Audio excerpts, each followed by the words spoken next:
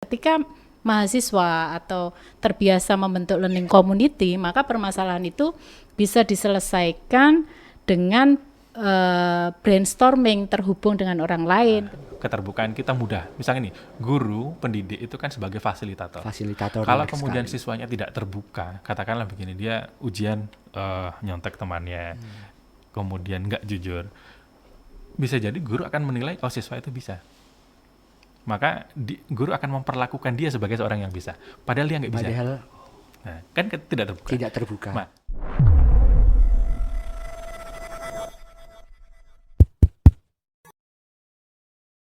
Halo teman-teman semua, sobat online dimanapun kalian berada, semoga kalian sehat selalu dan selamat datang di podcast Unipma, obrolan santai bareng saya Restiono Lamsyah Putra. Dan saat ini kita kedatangan tamu dari Universitas Muhammadiyah Malang, Bapak Fuad Jaya Mirhaja, Sarjana Pendidikan, Magister Pendidikan. Halo, bisa sapa dulu sahabat online yang ada di Instagram, Pak. Ya. Dan YouTube Selamat sore juga. sahabat online dari Universitas PGRI Madiun. Dan ada juga Dr. Marheni Lukitasari, Sarjana Pendidikan, Magister Pendidikan dari Universitas PGRI Madiun. Yes, oke. Jadi mungkin nih Pak Fuad ya. Pak Fuad. Pak Fuad ini kan sudah expert di bidang SLC dan juga STM. STEM. STMJ bukan sih Mas, STEM Iya, ya. STEM. Oke. Pak, gimana sih biar bisa menjadi seorang yang superstar seperti Bapak ini, bisa menginovasi banyak orang, guru-guru, mahasiswa-mahasiswa yang ada di lingkungan Bapak itu gimana, Pak? Kalau dibilang expert, ya enggak, banyak yang lebih expert. Bu Marheni lebih expert dari saya. Cuman apa ya? Mungkin perlu bangun komunitas. Jadi membangun komunitas, memperbanyak koneksi. Koneksi. Bisa jadi dari koneksi itu akhirnya kemudian jadi apa namanya, membukakan jalan untuk sesuatu yang yang baru. Begitu. Bukan hanya, tapi terkadang tuh membuat sebuah komunitas yang baru tuh pasti adanya lika-liku juga kan, Pak. Ya. Mungkin dari Bapak sendiri, ada nggak sih Pak cerita yang menurutnya Bapak itu sangat susah untuk dilalui gitu? Ada nggak sih Pak? Baik. LS itu kan sebenarnya sudah dikenalkan di Indonesia itu 20 tahunan yang lalu. Jadi memang model pengembangan profesi keguruan. Jadi di dalam implementasinya sendiri pasti bertemu dengan banyak orang, bertemu dengan banyak guru, bertemu dengan banyak teman-teman, apakah itu dosen, apakah mahasiswa. Seringkali ya memang tidak berjalan mulus. Kadang ada yang satu pemahaman tapi tidak bisa berkolaborasi kayak gitu. Ada yang memang beda pemahaman. Kalau udah beda pemahaman ya pasti Susah, tidak bisa susah diajak bener banget. berkolaborasi. Ada yang satu pemahaman dan mau berkolaborasi. Nah, kita fokusnya pada yang terakhir saja, satu pemahaman dan mau berkolaborasi. Dan mau berkolaborasi. Kecil-kecil sedikit-sedikit apa-apa, tapi pada akhirnya kan ada produk. Nah, kemudian dari produk itu orang baru bisa melihat, oh ternyata ada maknanya, oh Ada ternyata pengaruhnya juga. ada dampaknya. Nah, kira-kira gitu. Kalau dari Bu Marheni sendiri nih Bu, gimana sih pendapatnya Bu Marheni tentang LSLC itu sendiri? Ya sudah lama sih saya berkolaborasi dengan Pak Fuad ya. Kenal Pak Fuad sudah lama karena Pak Fuad emang tipe orang yang mudah menerima pendapat orang lain, tidak selalu menyalahkan orang lain, terbuka juga untuk sarannya, sehingga ketika berkolaborasi dengan Pak Fuad itu sekian tahun no problem gitu. Dan beliau itu berpengalaman juga di bidang lesson study, learning community dengan kami. Kemudian juga yang terbaru adalah terkait dengan STEM. Jadi apa sih Mas STEM? Coba disebutkan Mas Ilham. Sistem informasi sama. Science, Technology, engineering, and mathematics. Nah, itu. Nah, tapi sempat saya dengar juga ada bahasa yang baru, yang terbaru itu STEAM, Pak. Itu STEAM apa? ya? STEM, STAM, STEAM, STEAM. Itu apa Pak perbedaannya antara keduanya? Jadi sebenarnya intinya itu role-nya ada di STEM itu sendiri. Jadi seperti yang tadi saya sampaikan di kelas, STEM itu lebih kepada kerangka berpikir kontekstual framework. Nah, jadi kerangka berpikir inilah yang kemudian digunakan untuk menyelesaikan permasalahan di kehidupan sehari-hari.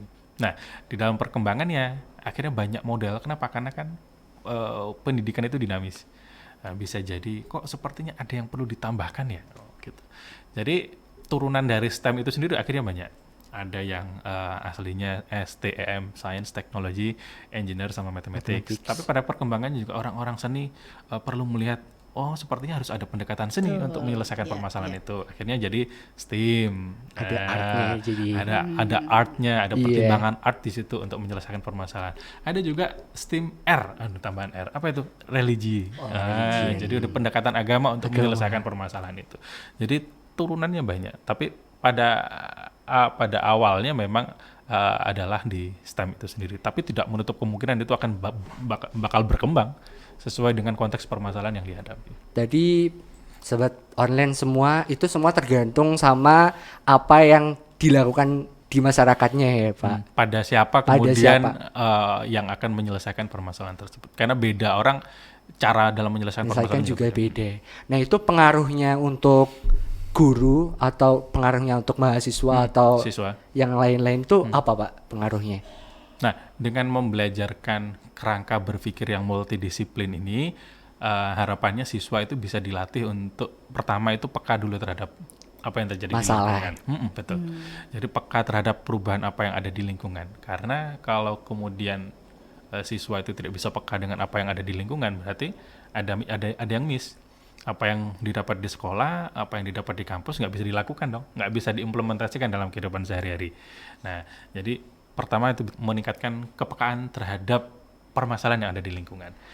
Berarti harus yang pertama yang dilakukan itu harus peka terhadap sebuah masalah ya Bu Pak. Betul. Jadi Kalau sensitivitas dalam permasalahan itu sendiri. Kalau Bu Marhini, gimana Bu caranya menanggapi supaya kita bisa menerima atau bisa cepat tanggap terhadap LSLC maupun STEM itu sendiri? Gimana Bu?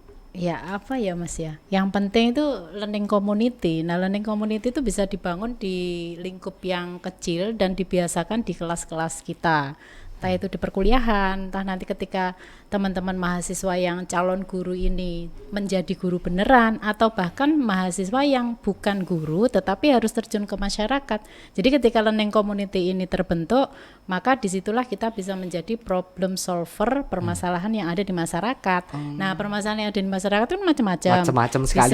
Bisa ada permasalahan sosial yang dengan ini, ada permasalahan yang terkait dengan lingkungan, ada permasalahan yang terkait dengan perkembangan teknologi juga. Itu bisa sebagai solusi, dan di dalam perkembangan itu pasti ada permasalahannya. Nah ketika mahasiswa atau terbiasa membentuk learning community, maka permasalahan itu bisa diselesaikan dengan brainstorming, terhubung dengan orang lain. Ketika ada masalah, wah gimana nih cara terbaik bisa untuk menyelesaikan. Dibilang sharing ya. Nah itu Mas, dilihat permasalahan itu dari berbagai sudut pandang. Sehingga ada solusinya yang terbaik apa, yang paling kecil resikonya gitu. Tidak membahayakan, menyenangkan. Saling paham juga ya Bu, harus mengerti juga. Ya. Nah tapi bakalan muncul stigma nih teman-teman. Kalau saya sendiri ya Bu, ketika ada orang yang berbicara tapi kadang-kadang kan nggak masuk sama sistem yang mau dibicarakan, itu caranya menanggapi dari masalah itu apa ya Pak? Maksudnya kadang-kadang kan ada miscommunication terhadap satu orang dengan satu orang lain dalam menanggapi sebuah masalah. Nah kalau Bapak Fuad sendiri itu caranya menanggulangi itu gimana Pak? Nah kalau dari pasti kan ada kan Pak ya? Dari pendapat saya sendiri begini, saya melihat justru kalau misalkan ada silang pendapat di dalam diskusi di kelas, itu justru jadi informasi yang bagus. Nah, jadi saya termasuk bukan yang anti. Ini kok pendapatnya berbeda di dalam pembelajaran kolaboratif, berbeda itu justru jadi satu hal yang menarik untuk kemudian ditindaklanjuti. Kenapa? Karena pola pikir itu kan ada yang ada alasannya kenapa dia mungkin kemudian berpikir seperti itu. Nah, itu menarik. Jadi misalkan begini, saya melihat permasalahan terkait banyaknya sampah cangkang telur misalkan. Satu orang nggak notice kalau misalkan itu adalah masalah, nggak ada masalah, biasa aja, itu kan dihancurkan bisa gitu. Tapi ketika ada diskusi, ada orang yang notice, itu loh bisa jadi masalah kalau nggak ditanggulangi dengan baik. Akhirnya diskusi. Nah, kalau nggak ada diskusi, tentu nggak akan muncul. Nggak akan muncul Gitu. permasalahan, maksudnya Betul. solvingnya ya Pak ya. Betul. Sehingga pembelajaran di dalam kelas memang seharusnya isinya dialog, bukan monolog. Kalau pembelajaran di dalam kelas isinya monolog, ya sudah pembelajaran itu dikuasai sama satu yang dominan di situ. Nah, tetapi dengan learning community LS itu tadi, Iya. ya kita membiasakan gurunya berkolaborasi Dengan murid-murid. dosen berkolaborasi, siswa mahasiswa berkolaborasi, sehingga masing-masing itu pasti punya peran. Karena nggak mungkin ada satu misalkan saya gitu ya, saya nggak bakat di matematika, nggak mungkin kemudian saya nggak bakat di semua bidang yang lain. Nah, ada kemungkinan saya bakat di bidang yang lain, atau teman-teman begitu. Iya. Ada satu si A misalkan nggak bagus matematika, tapi ternyata dia jujur. Oh, berarti dia di satu sisi dia butuh dikuatkan oleh teman yang lain, tapi di satu sisi dengan kejujurannya dia bisa memberikan dampak ke teman yang Ke lain. teman yang lain. Berarti sangat gimana ya? Sangat menguntungkan satu sama lain ya Pak Bu Betul. ya. Dengan berkolaborasi begitu. Kolaborasi itu nggak harus menyamaratakan hasilnya. Beda sama kerjasama. Makanya kalau di bahasa Inggris kan maknanya juga beda. Yang kerjasama itu cooperation. Iya. Kalau kolaborasi itu collaboration. Collaboration. Kalau kerjasama bisa jadi hasil dari kerjasama itu sama. Kita ngerjakan nih. Ya, Iya. ngerjakan udah sama-sama dapat 80 misalnya. Hasilnya sama Sama-sama juga. kita bikin satu produk ya. Tapi kalau kolaborasi kita nggak bisa menyamakan. Bisa jadi dari hasil kolaborasi itu saya suka bakso. Mas dengan hasil kolaborasi tetap suka mie ayam, nggak perlu dipaksakan. Bisa digabung juga Karena tapi. masing-masing kan beda. Iya. Nah, dengan diskusi bisa jadi akan memperkaya cara untuk menyelesaikan permasalahan itu. Dan ini sekedar muncul aja di pikiran saya. Bisa diselesaikan dengan cara kenapa nggak digabung aja jadi mie ayam bakso. Bisa. Nah, lebih itu kan enak itu lebih ya. enak juga Bu ya. Nah, Sama. iya. Terus saya juga berpikir Pak Bu. Mungkin teman-teman sobat online juga berpikirnya sama-sama seperti saya. Di dalam LSLJ itu sendiri apa sih Pak yang sangat diperlukan Pak?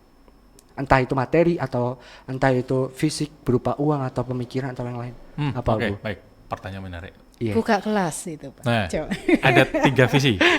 Ada Iya, tiga gimana visi. itu, Pak? 3 visi di learning community. Iya. Yang pertama adalah prinsipnya adalah keterbukaan. Keterbukaan. Prinsip keterbukaan. Secara pribadi, guru terbuka sama siswanya, dosen terbuka sama mahasiswanya. Mahasiswa juga begitu. Sehingga ketika ada keterbukaan kita mudah. Misalnya nih, guru pendidik itu kan sebagai fasilitator. Fasilitator. Kalau benar kemudian sekali. siswanya tidak terbuka, katakanlah begini, dia ujian nyontek temannya, kemudian nggak jujur, bisa jadi guru akan menilai oh siswa itu bisa. Maka guru akan memperlakukan dia sebagai seorang yang bisa, padahal dia nggak bisa. Padahal Nah, kan tidak terbuka. tidak terbuka. Nah, seorang fasilitator itu akan memberi bantuan ya sesuai dengan kadar bantuannya, kadar kebutuhan bantuan yang dibutuhkan oleh siswa. Jadi kalau dia nggak terbuka, maka ya yang akan membantu juga akan sulit membantu Susah, dari mana. sangat susah. Kan begitu. Iya. Itu dari perspektif orang per orang. Kalau dalam perspektif kelas itu kalau di dalam filosofinya LSLC, kelas itu adalah kelas milik publik. Jadi bukan hanya kelas saya. Kalau misalkan ada mungkin produk lama ya, ya udah kelas saya, yang lain nggak perlu tahu kelas saya. Nah, itu tertutup. Tertutup. Itu enggak masuk kriteria LSLC ya. Pak? LSLC harusnya terbuka. Kenapa? Karena bisa jadi apa yang kita berikan ke siswa bisa jadi siswa bisa tangkap itu.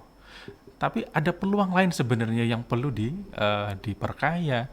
Kenapa? Karena seorang guru kalau cuma tertutup sendiri di kelas, ya ada banyak yang kemudian karena keterbatasan seorang individu, Iya. misalkan kita di depan, kita cuma bisa perhatikan yang depan, yang 3 di orang belakang, di depan yang di belakang nggak nggak kelihatan. Oh, saya ke belakang, yang di Iya. depan nggak kelihatan.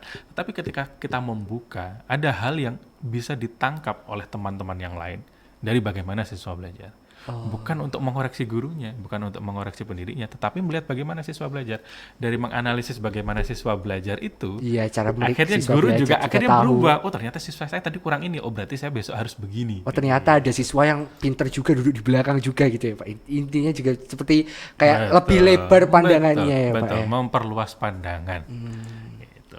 Kalau dari Bu Mariani sendiri, tadi kan sudah mungkin keterbukaan. Kalau di Ya. Bu Mariani mau nambahkan apa? Ya, secara keterbukaan itu artinya kita juga bisa saling mengunjungi, Mas. Misalnya, saya nih mau mengunjungi kelasnya Pak Fuad, it's Iya. okay, masuk aja Bu. Tetapi saya tidak mengganggu keseimbangan di dalam Sirkusnya kelas di sini, itu. Bu. Ya, kita mengamati bagaimana siswa belajar, apa yang didapatkan oleh siswanya, sehingga nanti ketika kemudian kita melakukan kegiatan refleksi bersama, saya bisa sampaikan kepada Pak Fuad, misalnya Pak Fuad tadi ada siswa yang di belakang yang belum belajar karena dia masih asik mainan handphone. Nah, ini bisa menjadi masukan.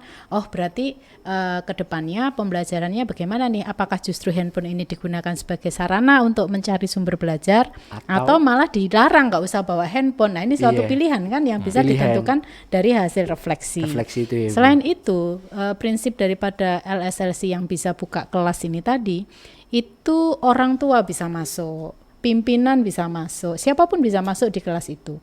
Sehingga kita akan melihat bersama dan kemudian menjamin bahwa siswa-siswi itu mendapatkan hak belajarnya dengan baik. Karena itu kan merupakan amanat undang-undang juga bahwa belajar itu adalah hak setiap anak bangsa kan gitu kan ya. Artinya itu memang harus kita sebagai guru, kita sebagai pendidik itu memberikan hak itu sepenuhnya kepada siswa. Ya, artinya kita melihat apakah siswa kita itu sudah terjamin haknya itu. Jika belum, apa yang harus kita lakukan untuk memenuhi itu. Iya. Berarti saya ambil begitu sobat online. Begitu sobat gitu online. Ya. Nah, terus saya muncul pemikiran juga, Bu. Jadi di dalam LSLC itu intinya itu ada yang mandu atau hanya sekedar komunikasi bersama sih, Bu? Kalau yang saya tangkap dari tadi itu gimana, Bu, menurut maksudnya memandu, jadi karena namanya kolaborasi, maka kita saling memberikan ide, memberikan masukan, kemudian ketika menemui masalah, maka kita memberikan saran bagaimana mengatasi masalah tersebut terkait dengan kondisi belajarnya siswa, terkait dengan materinya. Ketika kita membuat suatu lembar kerja yang berbasis STEM itu tadi, ini ternyata sainnya kurang nih, kita tambahin apa nih biar sainnya lebih menonjol karena ini ada mata pelajaran biologi. Oke, kalau di matematik berarti STEM-nya yang STE-nya kita kecilkan, matematikanya kita gedein, gitu. Jadi sesuai, sehingga itu bisa digunakan di semua mata pelajaran apa saja, bahkan PPKN, bahkan bahasa Inggris, bahkan teknik dan lain sebagainya. Sehingga konsep ini LSLC dan STEM ini tidak hanya pada sains dan matematika gitu ya Pak Fuad ya. Betul. Jadi bisa kemana saja. Kemana saja ya, betul, bisa olahraga juga bisa. Jadi ini yang membuat merdeka belajarnya kena juga di situ, sehingga mengapresiasi apapun inisiatif dari siswa itu kita apresiasi dengan baik melalui LSLC dan STEM ini. Nah, di dalam mohon maaf Bu, sekali lagi tanya ya Pak, mungkin dan di dalam LSLC itu sendiri tanya kamu tuh ya. Kan saya juga penasaran nih gitu. Pak, teman-teman pasti juga sahabat online pasti juga penasaran juga. Iya, boleh. Terus kadang-kadang tuh saya sendiri ya Pak, sebagai mahasiswa. Nah kan saya juga, apakah berat Bu, seorang mahasiswa atau seorang murid, kita ambillah murid aja ya. Murid itu juga memberi kayak gimana ya, saran kepada yang pembimbing itu sendiri, gimana itu atau Pak? Dosen atau guru, guru gitu ya. Ya, dosen atau guru yang mengajar gimana Pak seperti itu, apa diperbolehkan? Kalau merujuk pada prinsip keterbukaan, maka semua orang di dalam proses belajar itu punya peran. Ya termasuk siswa. Nah, iya. Guru abad 21 itu harus menjadikan siswa itu bukan sebagai objek, tetapi sebagai subjek. Karena sebagai subjek berarti dia seorang manusia, dia punya ide, dia punya peluang untuk berkembang, itu yang harus didengarkan. Dirangkul berarti Pak ya? Jadi ketika ada saran, ya anggap saran itu sebagai sesuatu yang membangun. Begitu. Ya, guru abad 21 itu bukan guru yang terpaku, berkuping kecil.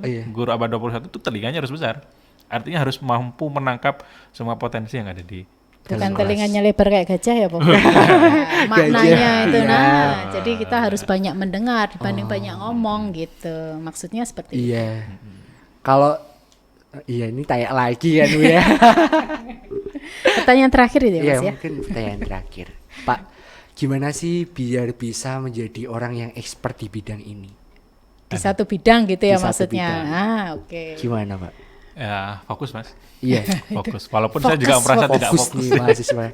Walaupun juga saya kadang merasa nggak fokus. Tapi setidaknya fokus itu bisa membantu untuk untuk mengarahkan kemana kemudian. Kalau di dosen kan riset ya, kemana kemudian risetnya ini akan dibawa. Saya sendiri belum bisa mendapatkan itu ketika belum mendalami LSLC, belum ketemu STEM. Saya juga kadang bingung. Kadang penelitian saya itu ke penelitian biologi murni gitu. Tetapi ketika saya sudah kenal STEM, saya mau tenggelam di situ. Sekarang sudah kenal STEM, sebelumnya sudah kenal LSLC, saya mau tenggelam di situ, ya akhirnya saya bisa memetakan, topik riset saya pada pendidikan biologi, pengembangan, inovasi, pembelajaran di bidang pendidikan. Nah, gitu. Berarti bisa saya tarik kesimpulan, itu sangat penting sekali ya Pak. Untuk bisa fokus. Fokus. Ya. Betul. Harus. Fokus itu harus.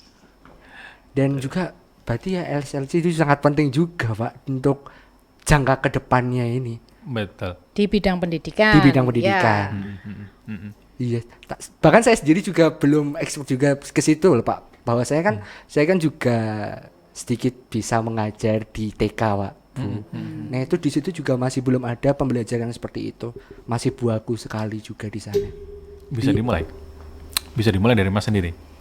Nah, bentuk komunitas belajar, komunitas guru-guru di TK, ketika misalkan mengadakan pembelajaran, ya dilihat bagaimana siswa TK belajar. Nah, begitu. ini Pak, berarti saya muncul lagi satu kali lagi menit terakhir. Ya. Untuk membangun sebuah LSLC itu yang dibutuhkan dari awal sampai terbentuknya Pak. Komitmen. Siapa yang komitmen? Semua orang yang mau berada di dalam lingkungan itu.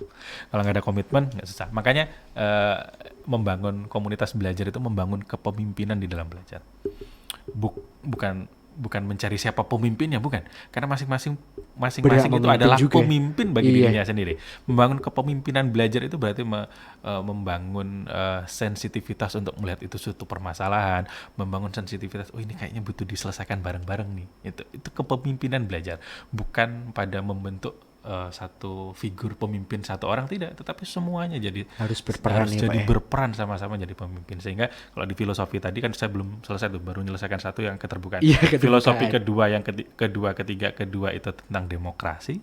Ya, artinya semua orang yang ada di situ punya hak yang sama untuk maju. Dan filosofi yang ketiga adalah excellence. Excellence itu menjadi bagus, menjadi super. Excellent kan begitu. Tetapi menjadi super yang seperti apa? Bukan yang dengan menyalahkan orang lain, bukan dengan mengerdilkan orang lain, tetapi menjadi super bersama-sama karena berkolaborasi gitu. Sesuai visi LSLC ya Pak ya. Betul sekali. Wah, sangat membuka pandangan saya terhadap kemajuan era ya Pak, berarti ya itu ya. Baik. Mungkin ada sedikit masukan untuk sobat online nih Pak, supaya bisa menerapkan itu. Nah, untuk teman-teman yang mau menjadi guru, ya, menjadi guru sekarang kan tantangannya banyak ya, persyaratannya juga semakin sulit. Tetapi percaya persyaratan yang sulit itu sebenarnya untuk benar-benar menyaring guru-guru terbaik. Maka bagaimana untuk cari guru terbaik? Ya berarti harus fokus mengembangkan kompetensi yang ada di dalam dirinya. Jadi guru yang baik itu guru yang secara pribadi ya tahu dia kurangnya apa. Untuk bisa tahu dia kurangnya apa, dia harus fokus dulu. Saya kurangnya di bahasa Inggris. Oke, berarti saya harus mau belajar bahasa Inggris. Saya kurangnya di komunikasi. Berarti saya harus mau belajar komunikasi. Ya, kemudian membangun relasi yang baik kepada temannya, melatih temannya, ya, mengajari temannya. Itu adalah bibit-bibit calon guru yang unggul. Harus berani berkembang ya Pak berarti. Berkembang, berpindah dari zona nyamannya. Kalau dari Bu Marheni ada nggak Bu saran dari teman-teman Mas? Untuk teman-teman mahasiswa online maupun offline ya dimanapun berada, jika ingin tahu lebih banyak tentang LSLC dan STEM, bergabunglah dengan Universitas PGRI Madiun. Ya. Nah itu dia. Oke Pak, berkolaborasi dengan kita ya. Terima kasih sekali atas waktunya, sangat memberikan inspirasi bagi saya sendiri Pak. Fokus saya juga. Sama apa yang terakhir tadi? Fokus dan apa Mas? Fokus, excellent. Itu excellent apa Pak tadi Pak yang terakhir? Iya excellent Bu. Bukan, yang terakhir. Fokus dan membangun komunikasi. Relasi. Siap ya? Iya siap dong Bu. Terima kasih Mas Terima Ilham. kasih juga Bu Pak telah hadir di podcast Unipma ini. Pak Fuad. Sampai ketemu lagi ya. Sampai jumpa lagi teman-teman. Sampai ketemu lagi sahabat online. Terima kasih Pak Bu. Sama-sama. Unipma Smart and Competitive.